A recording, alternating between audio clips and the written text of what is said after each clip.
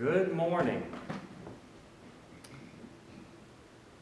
If you want to turn to John 13, verses 34 and 35,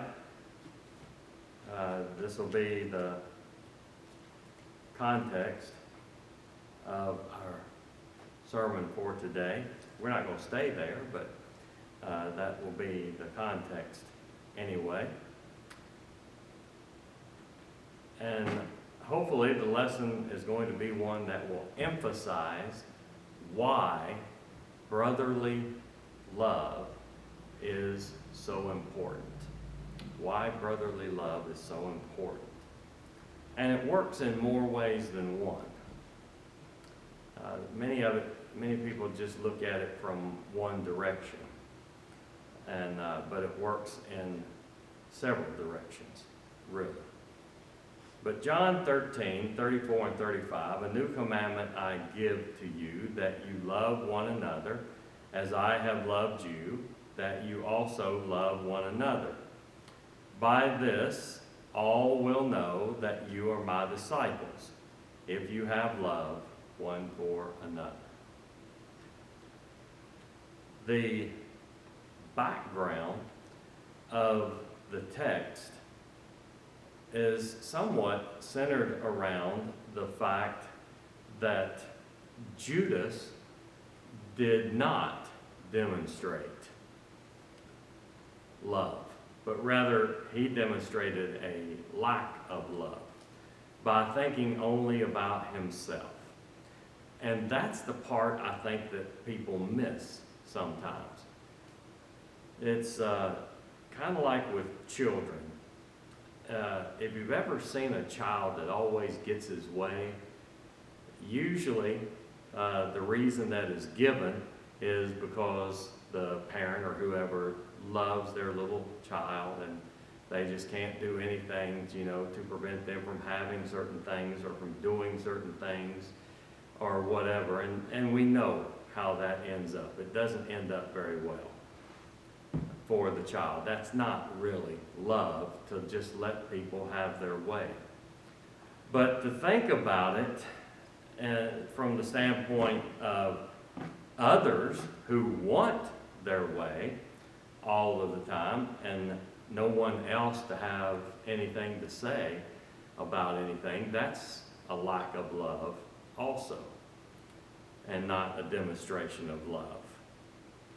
Jesus is having an important discussion with the disciples before his trial and before his death.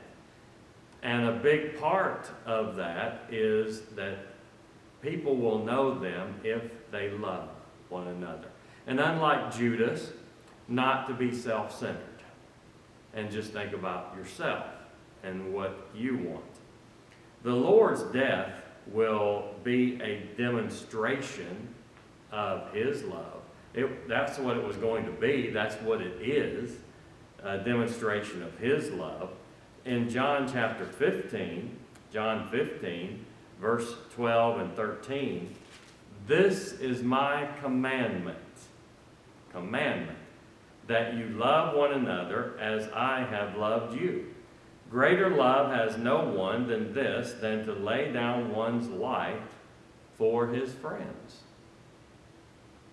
To be willing even to lay down our life for one another if necessary. To love one another, that's a command. And his love becomes a pattern for several different things.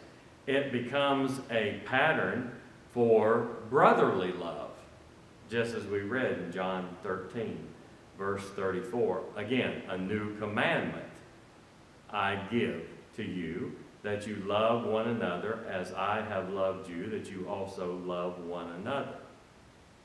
Even as I have loved you. That's kind of the part of it that's new. Some people look at that and say, well, how could that be new? Even under the old law, they were told to love each other. So in that sense, it's not new. So what is it that's new about it? To love one another as he loved us. We now have that example, or are going to.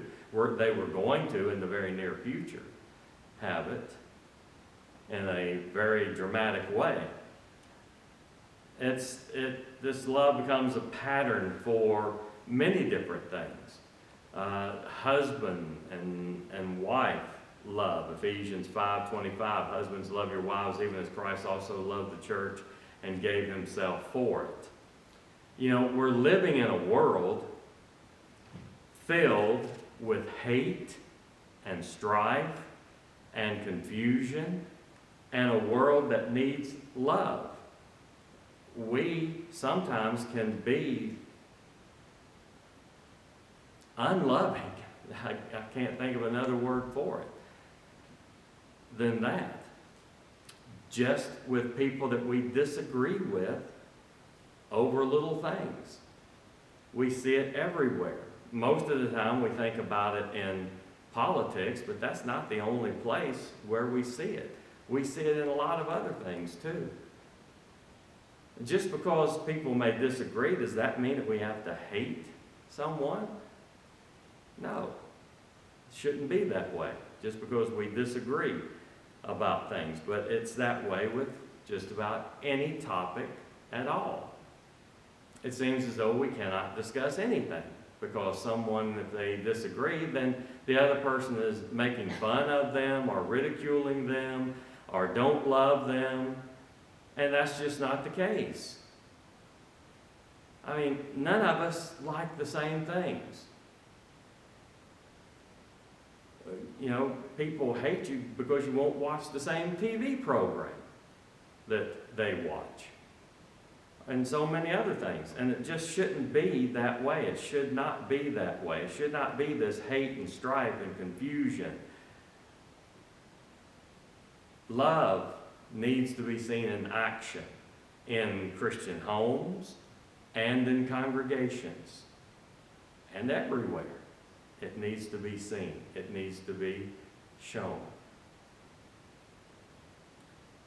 I haven't been watching a lot of it, but I've seen some of it with the man who was killed in Minnesota. I saw a little bit of that. It's really kind of scary that to be put in a position of submission and to say, I can't breathe, and nobody does anything about it. I don't know all the facts. There may be facts that come out that I'm not aware of now, but at first look, that's not good. That's not good, and I don't see any way to condone that. None whatsoever. And it's almost as if, you know, oh, you can't breathe, well, die and prove it. Well, he did. And, you know, that's not the way. But then it's not the way to burn cars and buildings and go in. And what is going into a store and stealing from someone who had nothing to do with the situation got to do with showing justice? Oh, that's justice. I'll go in and steal some things and take it to my house. That's not justice. That's not anything except wrong. But you see, you have all kinds of extremes there that are all wrong. That are all wrong because of a lack of love. And we certainly don't need that in the church. Men need to know, number one, that we are the Lord's disciples. John chapter 13, verse 35. By this all will know that you are my disciples if you have love one for another. If they see that among us, if they see that among brethren, they will know then that we are truly disciples of the Lord when they see that love for one another. I think it's very important, and maybe more so in the last several months. And I'm not being picky or anything. I'm not trying to be mean or mean-spirited in any way, but sometimes I have wondered, Whose disciples are we? And are we showing that we're the Lord's disciples? I am not a disciple of the governor. I am not a disciple of the president. I am not a disciple of who? I am not a disciple of CDC. I am a disciple of the Lord, and that's what I want to show in whatever way I need to do that in. And there may be different ways of doing that. But I need to remember that I am a disciple of the Lord, and I follow the Lord. Jesus infers that it is important for men to know that we are His disciples. We are His disciples. There is a power and example in demonstration, in showing. Jesus said that His disciples are salt and light. Salt and light. In the book of Matthew chapter 5, beginning in verse 13, Matthew 5:13, you are the salt of the earth, but if the salt loses its flavor, how shall it be seasoned? If it is then good for nothing, but to be thrown out and trampled underfoot of men. You are the light of the world. A city that is set on a hill cannot be hidden, nor do they light a lamp and put it under a basket, but on a lampstand, and it gives light to all who are in the house. Are we being the lights and the salt that we really need to be? Disciples may teach by their lives. That's what verse 16 says. We teach by our lives. And who are we showing to the world that we are the disciples of? Are we showing that we're disciples of the Lord? The life of a Christian is a demonstration of the power of Christ to really change people for good. Titus chapter 2, verse 14, who gave Himself for us that He might redeem us from all iniquity and purify unto Himself a peculiar people, zealous of good works. How much have we been involved in that, and especially lately? Some people imagine that there are no true Christians. That's the idea that some people have. There's not any true Christians. There's nobody that does good. And in some ways that is true. The Bible tells us that we all make mistakes, but yet there are Christians. And we need to show that we are true Christians. The lives of the Ephesian saints was a demonstration of God's power to really change people, The Ephesians showed that in a big way. And I'm not going to take the time to read the passage, but you can go to Ephesians chapter 2, verses 1 through 10. Ephesians 2, 1 through 10, and see just how much they changed the lives of people because they were truly disciples of Christ. Number 2, Jesus called people my disciples. John 13:35. The term is used commonly in the Gospels to identify the Lord's followers. The word means a follower of one's teachings. We need to be a follower of Jesus' teachings, not of the world's teachings or anyone else or anything else, but of Jesus' teaching. The disciple is more than a pupil. He is an adherent. He is a doer. He does it. He's not just a pupil, but an adherent.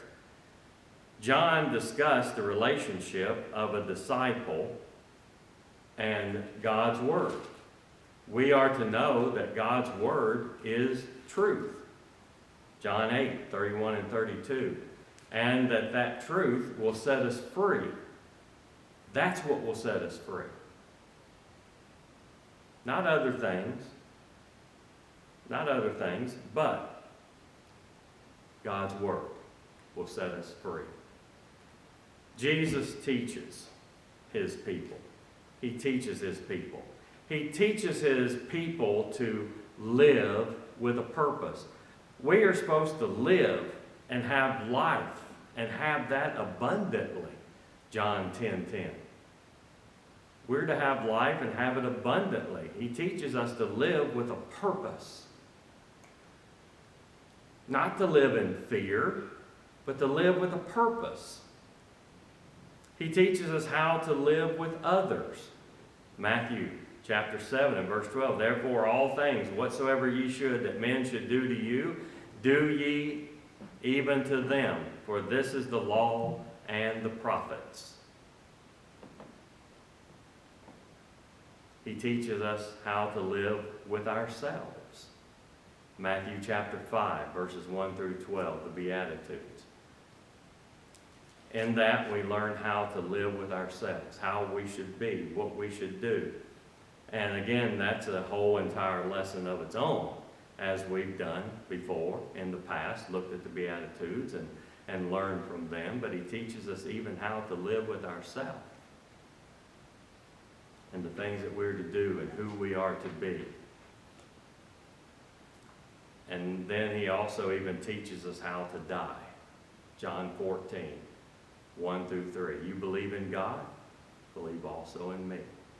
Believe that there is a house with many mansions for us to go to. Believe that he has gone to prepare that place. Believe that he is coming back to get us and to take us there. And to do that, we have to prepare ourselves. So he teaches us even how to die, to prepare to live in that place that he is prepared. So he teaches us all things. So number 3, we hopefully understand how important love of the brethren is, but how will men know? If we do that, how will men know? Well, let's look at it from a negative standpoint first. They will not know by looking at worldly prominence. Having a big name in the world or something. That's not the way. It's not by the amount of material things that we have. That's not how they will know. It's not by miraculous powers. That's not how they will know. So, positively then, how will they know? Jesus used a present tense verb when he said, love the brethren. That is, keep on loving. Keep on loving. That's how we will show. Also, he said, as I have loved you. And that becomes both the manner, the way in which we're to love, and the motive for loving.